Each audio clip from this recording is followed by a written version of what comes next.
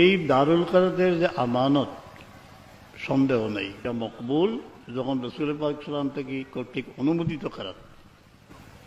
এই ঘটনা বারবার শুনছেন যে বদরপুরি সেই যুগের শ্রেষ্ঠ বুজুর্গ গোলকাফনি সাহেব খাবেদ ইসলা যে তান দিল বড় আরমান যে কার কাছে কোরআনে পাশ মশ পড়তা। দেখা গেল এক মহফিল সরবরে কায়নাত সালাম তশরিফ রাখছেন আর সাহাবি তাই আরো ঘটনা। তখন সাহেব কামরার ওয়ালিদ সাহেবরে দেখাইয়া কইলা আপনার দিকে হুজুর পাক ইশারা করছেন আপনার কাছে। এটা মকবুল যখন রসুল পাক সাল্লাম থেকে কর্তৃক অনুমোদিত কারাত। এবং মসজিদে যেসব হুকুম দিয়েছেন মক্কা শরীফ গেছেন কি করমপুর গেছেন তাই পড়াইছেন, যারার কাছে এই আমানতটা আছে যদি হেফাজত করবেন, আল্লাহ তৌফিক না দিলে হইতো নাই। আল্লাহ কোরআনে পাকের যত খাদিম আছেন এরা সেহেত তন্দুরুস্তি দিয়া তাম ফিতনা থেকে বাঁচাইয়া খেদমতে করবার তৌফিক দেও।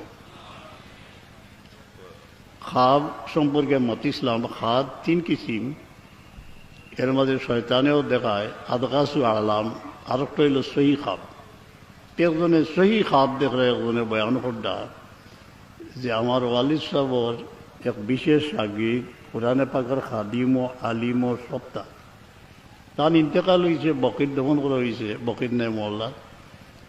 দেখলা যে তানে জিকাইলা আপনার হালত কিতা, বলে ভাই পয়লা বড় এক মুসিবতের মাঝে পড়ে গেছিলাম, এর বাদে কোরআনে পাকের যে খেদমত করিয়া দুনিয়াতে গেছিলাম একটা জেজার মাঝে আল্লাহ আমার নাজাত দিয়েছে। আল্লাহ তুমি তৌফিক দাও। বিসমিল্লাহির রহমানির রহিম। ওয়ালিল্লাহিল আসমাউল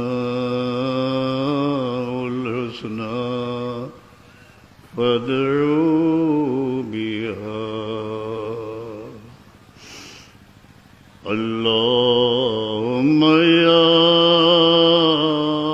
আরহামার রাহিমিন ইয়া আরহামার রাহিমিন ইয়া আরহামার রাহিমিন। আয় রব আমরা মাফ করো, রহম ফরমাও। ইয়া আল্লাহ কত মুমিন মুমিনাতের দিল আগুন জ্বলে, আল্লাহ তুমি ঠান্ডা করে দাও, আল্লাহ তুমি শান্তি দাও।